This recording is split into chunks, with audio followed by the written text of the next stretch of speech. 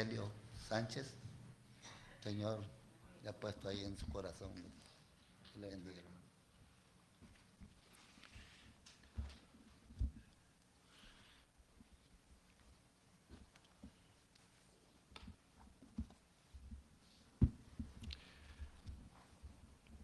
El Señor le bendiga. Si quiere podemos ir buscando Hechos, capítulo 4, versos 1 al 22.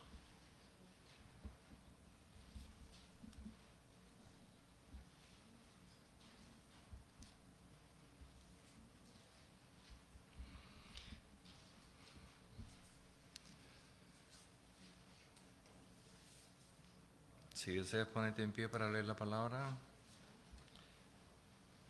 yo la voy a leer y ustedes la escuchen, por favor. Dice, hablando ellos al pueblo, vinieron sobre ellos los sacerdotes con el jefe de la guardia del templo y los saduceos, resentidos de que enseñaban al pueblo y anunciasen a Jesús la resurrección de entre los muertos. Y les echaron mano y los pusieron en la cárcel hasta el día siguiente, porque era ya tarde. Pero muchos de los que habían oído la palabra creyeron, y el número de los varones era como 5,000. Aconteció el día siguiente que se reunieron en Jerusalén los gobernantes, los ancianos y los escribas, y el sumo sacerdote Anás y Caifás, y Juan y Alejandro, y todos los que eran de la familia de los sumos sacerdotes, y poniéndoles en medio le preguntaron, ¿con qué potestad o en qué nombre habéis hecho vosotros esto? Entonces Pedro, lleno del Espíritu Santo, les dijo, gobernantes del pueblo y ancianos de Israel, puesto que hoy se nos interroga acerca del beneficio hecho a un hombre enfermo, de qué manera éste haya sido sanado, sea notorio a todos vosotros y a todo el pueblo de Israel, que en el nombre de Jesucristo de Nazaret, a quien vosotros crucificasteis y a quien Dios resucitó de los muertos, por él este hombre está en vuestra presencia sano. Este Jesús es la piedra reprobada por vosotros los edificadores, la cual ha venido a ser cabeza del ángulo, y en ningún otro hay salvación, porque no hay otro nombre bajo el cielo dado a los hombres en que podamos ser salvos. Entonces, viendo el denuedo de Pedro y de Juan, y sabiendo que eran hombres sin letras y del vulgo, se maravillaban y les reconocían que habían estado con Jesús. Y viendo al hombre que había sido sanado, que estaba en pie con ellos, no podían decir nada en contra. Entonces les ordenaron que saliesen del concilio y conferenciaban entre sí, diciendo, ¿qué haremos con estos hombres? Porque de cierto señal manifiesta ha sido hecha por ellos, notoria a todos los que moran en Jerusalén, y no podemos negar.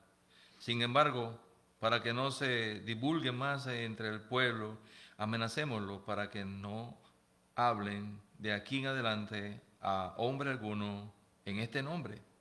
Y llamándolos, les intimidaron que en ninguna manera hablasen ni entregasen ni enseñasen, en el nombre de Jesús. Mas Pedro y Juan respondiendo, diciéndoles, juzgad si es justo delante de Dios obedecer a vosotros antes que a Dios, porque no podemos dejar de decir lo que hemos visto y oído. Ellos entonces les amenazaron, y les soltaron, no hallando ningún modo de castigarle por causa del pueblo, porque todos glorificaban a Dios por lo que se había hecho, ya que el hombre en quien se había hecho este milagro de sanidad tenía más de 40 años.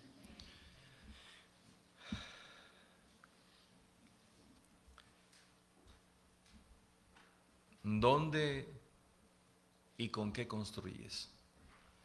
El título es una pregunta. ¿Dónde y con qué construyes? Quiero decirles que este mensaje que traemos hoy es la continuación. Yo se lo voy a recordar todos los viernes, porque para entender bien este mensaje que vamos a dar, es necesario traer una base del viernes, de lo que compartimos el viernes, porque el viernes desglosamos el pasaje por completo y vemos todo lo que este pasaje nos dice estudiándolo. Y entonces lo traemos aquí el domingo en forma de mensaje.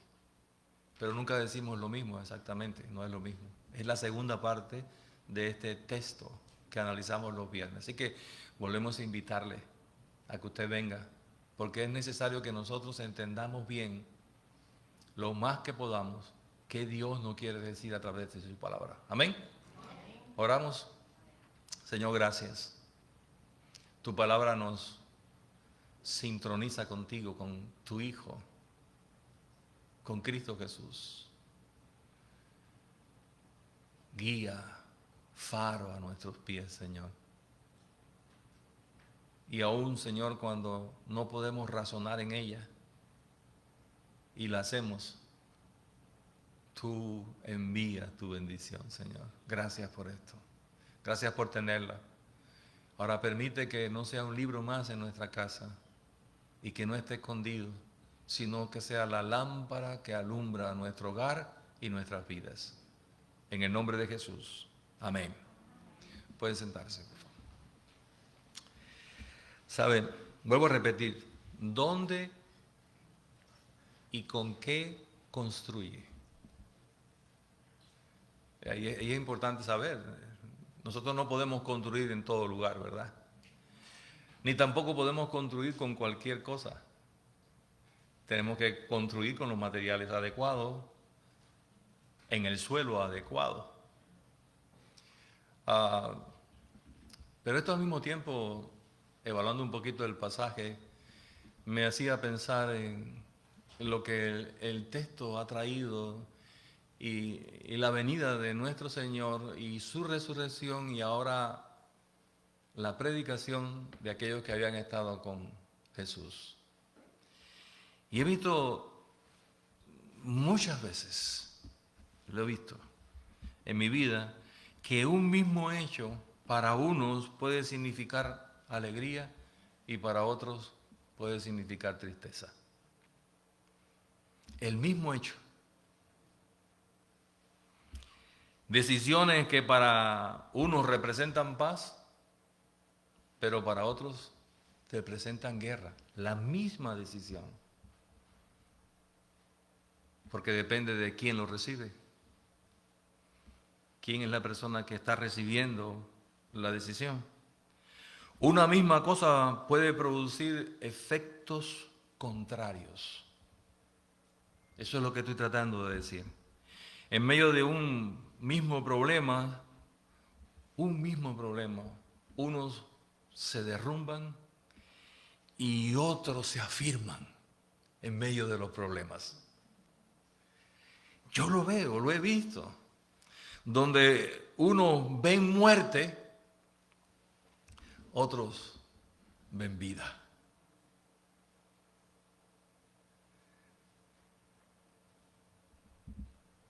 La crucifixión de Jesús, para muchos, fue derrota, fue debilidad, fue pérdida de esperanza incluso, porque muchos perdieron la esperanza en Jesús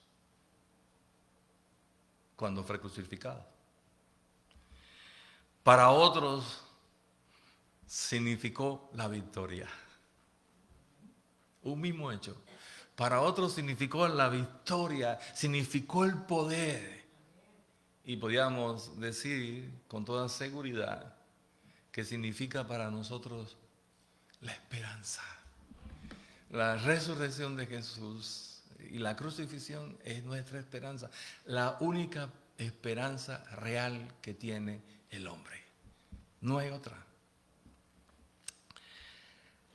Puedo ver que el Evangelio y la persona más importante, Jesucristo, sigue produciendo estas diferencias en la actualidad. Sigue produciendo esas diferencias. Cuando me acuerdo del texto que Jesús dijo, no he venido a traer paz, sino es que espada. Sin embargo, para ti y para mí, Jesús es paz.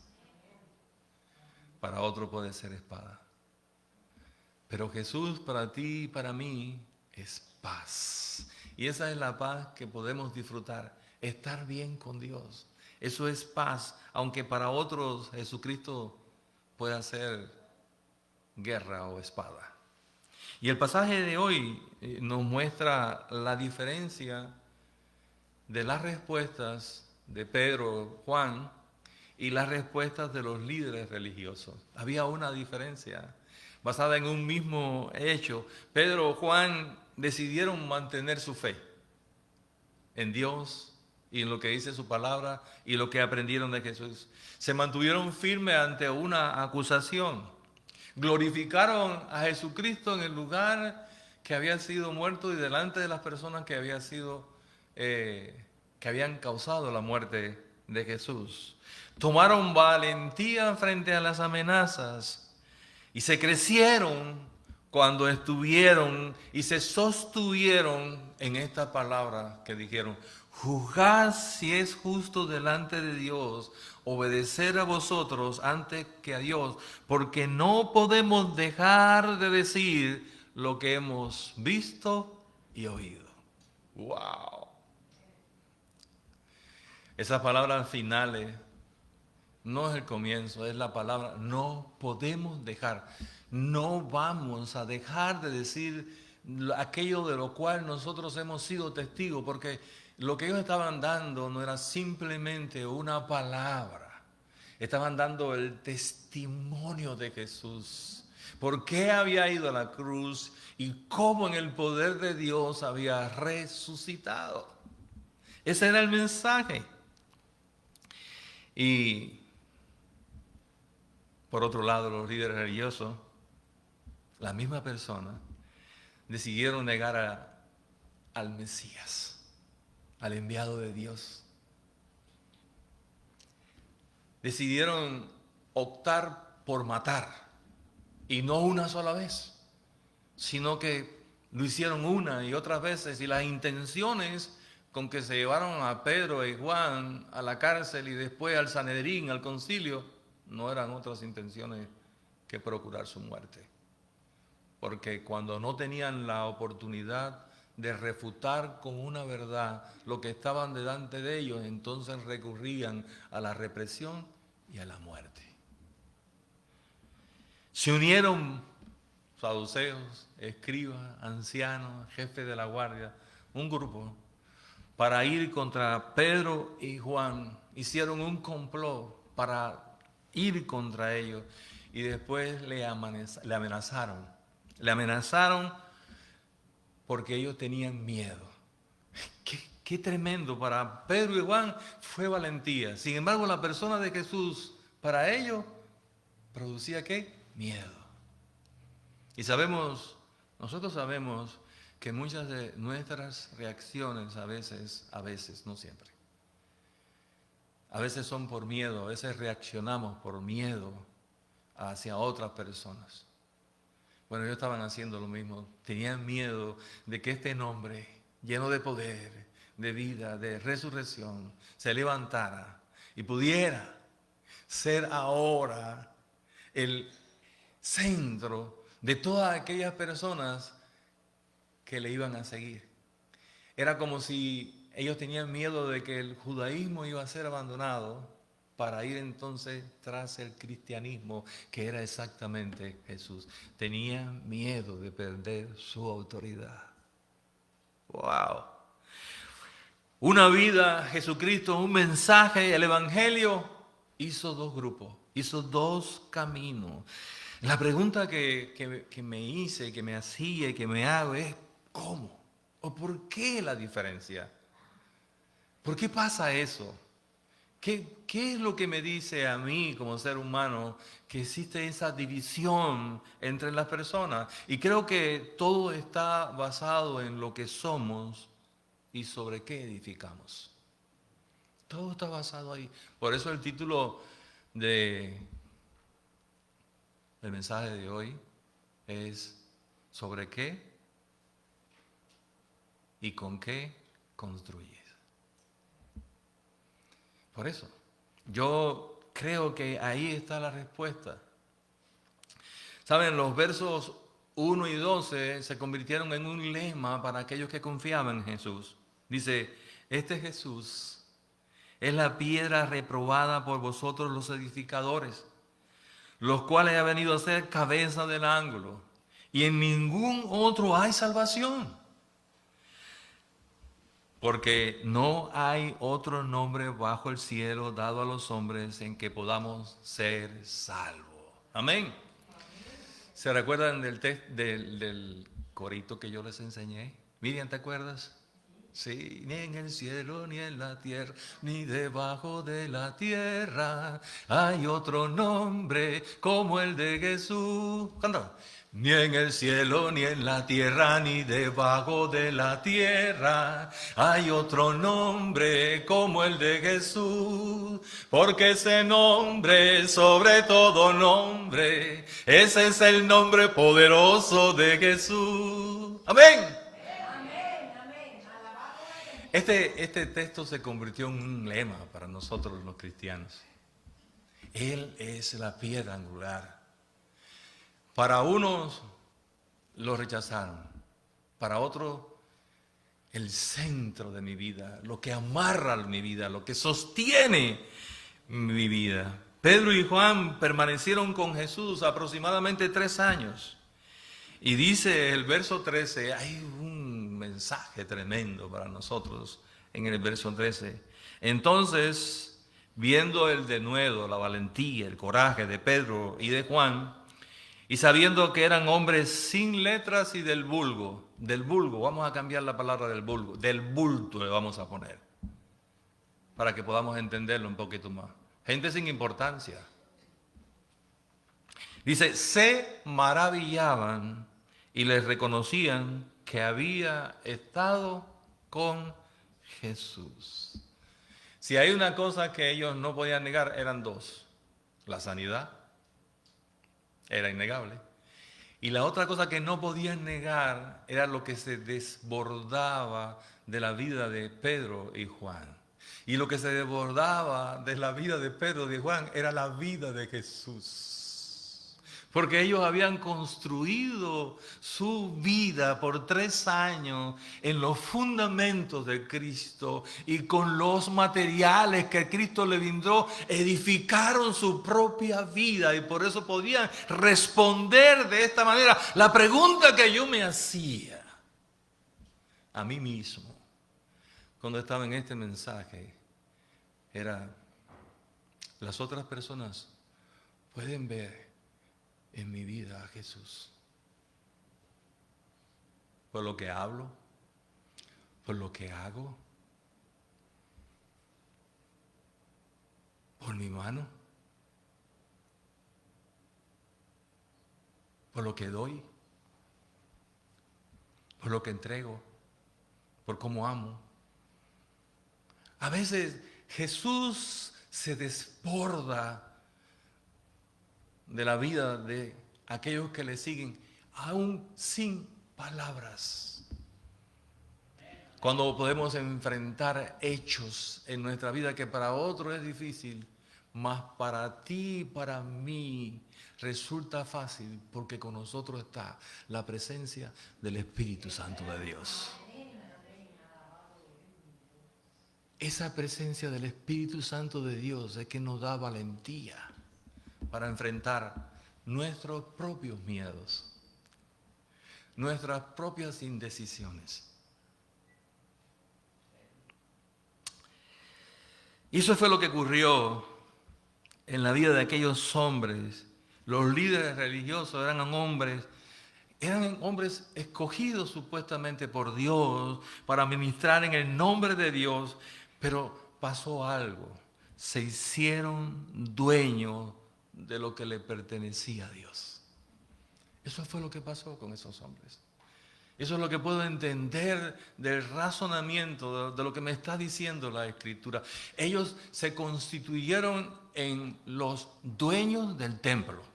Se constituyeron los dueños de las riquezas del templo, se constituyeron en los dueños incluso de lo que los seguidores, el pueblo de Israel debía hacer con todas esas tradiciones y leyes que inventaron que no eran necesarias. Ellos pusieron esta regla porque se sentían dueños del templo. Una palabra que retumba en los oídos de aquella persona fue cuando Jesús le dijo, mi casa se da llamada casa de oración para las naciones, mas ustedes la han convertido ¿en qué? En cueva de ladrones, porque se sentían dueños. Y yo creo que esto pasa de esta manera, y voy a tratar de explicarlo porque aún es complejo para mí poderlo explicar. Pero cuando nos sentimos dueños de algo, cuando decimos esto es mío y de nadie más, lo que hacemos es que lo ponemos por encima de Dios, convirtiéndolo en nuestro Dios. Y pasa tiempo así y nos acostumbramos a ver que aquellas cosas, si no las tenemos, no podemos vivir sin esas cosas. Y eso nos puede suceder a todos. Me puede suceder a mí. En pensar que lo que guía mi vida es el ministerio pastoral. No. Mi vida no está guiada por el ministerio pastoral. Mi vida tiene que estar centrada ¿en quién? En Dios, que fue el que concedió el ministerio. Y está por debajo. Pero te podías hacer una pregunta hoy. Tienes que reflexionar. ¿Tienes algo que esté por encima de Dios? ¿Qué cosa es tan importante para ti que no te puede faltar según tus criterios, que has puesto a Dios por debajo de ellas? ¿Saben lo que pasa después? Cuando nosotros nos acostumbramos a vivir y a depender de esas cosas, lo que pasa es que no solamente las cosas están por encima de Dios, sino que nosotros nos unimos a esas cosas y desplazamos a Dios mucho más abajo. Ellos se consideraban que en su boca, los líderes de ellos, estaba el poder para decidir cualquier cosa.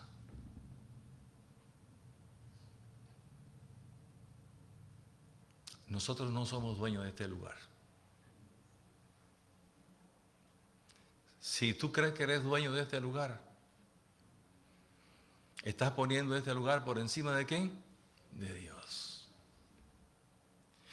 Esto no es el poder ni la presencia de Dios.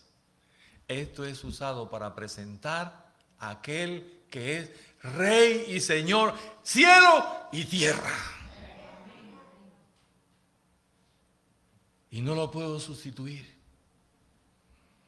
El centro de nuestra vida no es esto. Es lo que vamos a celebrar hoy y vamos a recordarlo de esta manera por la Santa Cena, recordando que Él es la persona y seguirá siendo la persona importante, la que estará por encima de nosotros y por encima de toda cosa que poseamos. Y mientras nosotros no entreguemos todas las cosas a Él, esos serán nuestros ídolos. Y eso era lo que le pasaba a aquellos religiosos, saduceos, sumo sacerdote, el guardia, los ancianos. Y esto es importante, tenemos que pensar en esto, tenemos que ver esto. ¿Saben? Muchas veces ustedes lo han escuchado y no voy a dejar de decirlo porque lo hayan escuchado muchas veces. Pero aún nuestros hijos pueden convertirse en nuestros ídolos. O nuestros papás pueden convertirse en nuestros ídolos. Pueden ser muy buenos, pero ese lugar no es para ellos. ¿Saben lo que pasó? Y la historia está ahí. La historia está ahí, en la palabra. A ellos se les arrebató 2 veces el templo, por causa que el templo lo habían convertido en su propiedad. 2 veces. En el 70, después de esta historia, el templo fue llevado ¿a qué? A ceniza. Y todavía hoy, en la actualidad, el pueblo de Israel no tiene templo. Habían sacado a Dios del templo. Lo tenían afuera. Y lo que era el centro de adoración a Dios en el templo se había perdido, porque la presencia de Dios no estaba en ese lugar. Y eso es lo que hace cuando nosotros perdemos a Dios de ese primer lugar. No le podemos adorar como Él merece que nosotros le adoremos. Pero cuando Dios es el centro y tiene ese lugar, nosotros donde quiera que está siempre vamos a poner a Dios en primer lugar. Y la respuesta es esta: ¿cómo es posible eso? Y la única respuesta que yo encuentro para decir eso es porque hemos construido sobre el fundamento que es Jesús. Y hemos construido con los elementos que Él nos ha dado. Y por eso nosotros en cualquier lugar que estemos podemos poner a Jesús en primer lugar. Y nada en nuestra vida ocupará ese lugar. Pero te voy a decir algo. Cuando eso pasa en nuestras vidas, viene algo que no dejará de faltar. Y es que entonces recibiremos la bendición de Dios. De otra manera no la vamos a recibir.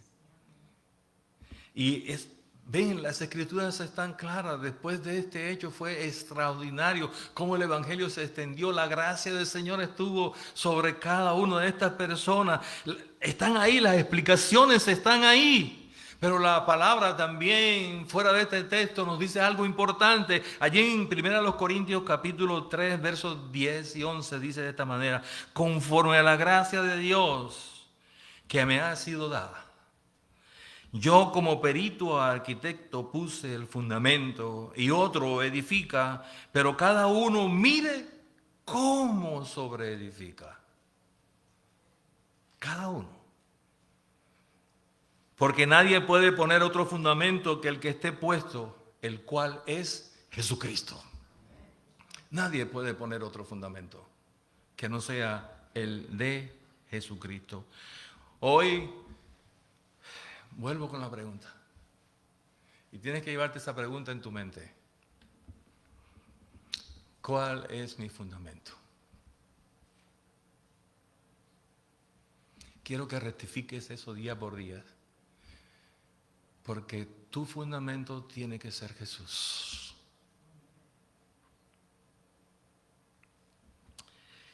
¿Sobre qué fundamento estamos edificando? Pero ¿con qué estoy edificando?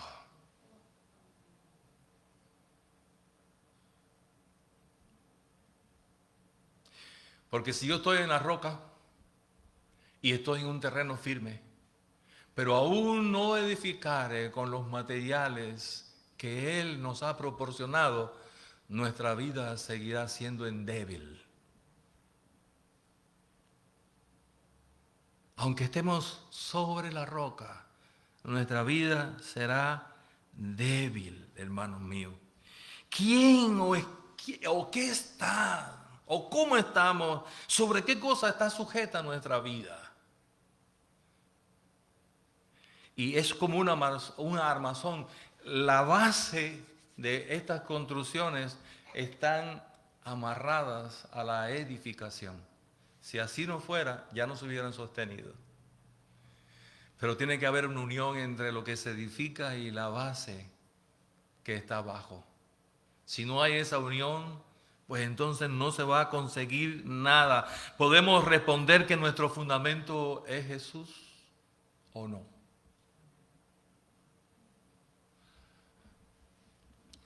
Eso nos dirá qué seremos mañana, de qué lado estaremos, qué posición adoptaremos y cómo vamos a reaccionar.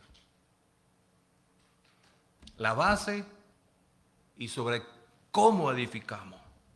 Y tengo algo para decirte. Bueno, se desprende que los que negaron a Jesucristo, ¿por qué lo negaron? Porque se habían completamente desconectado de Él. Y cuando tú te desconectas de Dios, simplemente no te llega. Simplemente no te llega. Y no solamente venimos a conectarnos aquí como un celular, no, tenemos que estar conectados a Dios todo el tiempo. Porque es lo que nos hace estar firme. Por eso te decía, y yo te traía una ilustración para tratar de explicarte de esto un poquito mejor. Y en cierto lugar donde ocurrían muchas tormentas y eran inevitables, no se podían evitar, había un carpintero que construía casas. Y este carpintero lo llamaban las familias. Y alguna familia le decía, mira, hace falta que la casa la construya lo más rápido que tú puedas. Y que uses los materiales más baratos que puedas. Que la casa me salga lo más económica que pueda. Había otra familia que decía, mira, no escatimes en gastos. Trata de que mi casa quede firme, que quede ahí sentada. Cuando venían las tormentas fuertes, unas casas se agrietaban, pero otras casas se hacían firmes. Y el carpintero solía decir, las tormentas no revelan el poder del viento, sino con qué está construida tu casa.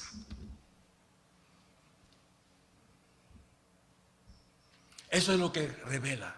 Porque una misma tormenta a una casa la qué, pero a otra qué, las afirma. No se las puede llevar.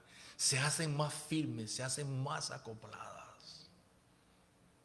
Y es esto lo que estamos tratando de decir. Así es la vida en nuestras vidas. Eso es lo que pasa sobre qué construye y qué construyes, con qué construyes encima. Ambas cosas definirán dónde estarás mañana, si con Jesús o contra Jesús. Y eso, lógicamente, no es solamente para nosotros. Esto es un mensaje también para los que nos escuchan, que no han entregado su corazón a Jesús. ¿Dónde está tu fundamento? ¿A dónde puede llevarte a resistir tu fundamento y con qué estás construyendo tu vida? ¿Qué pasará cuando todo se pierda? Porque hay una cosa clara para nosotros, lo que construimos en Jesús, aunque este mundo desaparezca, sabemos que tenemos una casa en el cielo. Y la esperanza no se acorta para nosotros. ¿Saben? Cuando a veces yo me paro solito en oración, es como si yo me sintiera que ya estoy allá en la casa.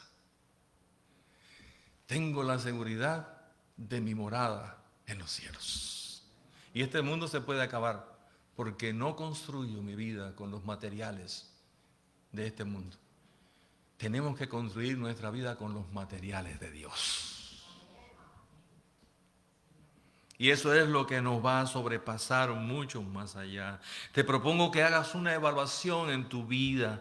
Si estás en el fundamento que es Cristo Jesús, evalúa tu vida. Y te digo algo, recibirás bendiciones de Dios. No me dice que mi base en Jesucristo es la única bendición que yo voy a recibir. No, también me dice cómo construyo mi vida es una bendición para mi vida.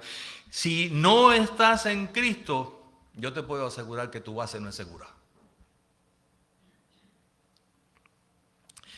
Si estás en Cristo, ¿con qué construye? Determinará si te agrietas o te afirmas en la vida de Cristo Jesús. Y yo quiero que tú te acuerdes de algún problema que vino delante de ti un día, sean cristianos o no cristianos. Unos reaccionaron de una manera y otros reaccionaron ¿de qué? De otra manera. Otros vieron todo perdido, pero unos vieron ¿qué? La oportunidad de seguir ¿qué? Adelante. Yo voy a hacer una pregunta. ¿Cómo ves la iglesia? ¿Como una iglesia que no se puede volver a levantar? ¿O como una iglesia que puede estar afirmada en el fundamento y que la podemos construir sobre Cristo Jesús? Y con los materiales de Cristo Jesús. No importa lo que el mundo diga. Nosotros sabemos que si hacemos esto, estaremos seguros y permaneceremos como iglesia por siempre.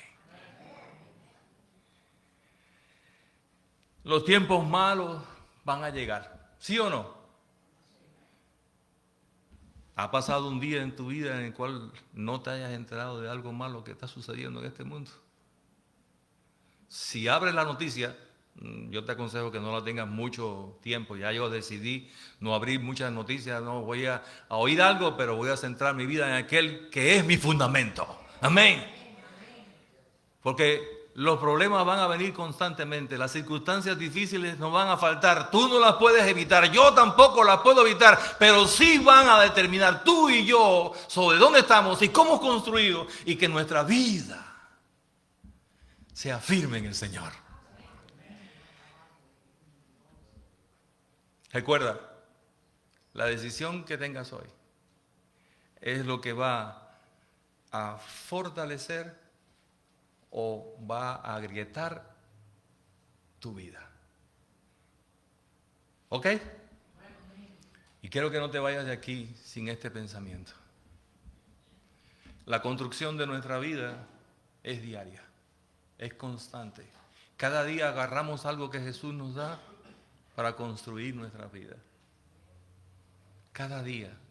Cerciórate que estás en la base, que no te has salido de la base. Cerciórate que las cosas que Dios te da no son tuyas, son de Él y a Él tenemos que darle la gloria. Amén. Sea ese nuestro pensamiento por siempre. Amén. Y hoy, y de esta manera termino el mensaje y voy a la segunda parte. Hoy, como les dije, estamos celebrando la Santa Cena o comunión, como también le llamamos nosotros. Y es el recordatorio de nuestro Señor Jesús, de quién es para nosotros, cómo, qué lugar tiene en nuestras vidas, lo que hizo a favor de nosotros y lo que significó su muerte para nuestras vidas. Regalo, vida, gracia, porque lo hizo por nosotros. Amén. Lo hizo por nosotros.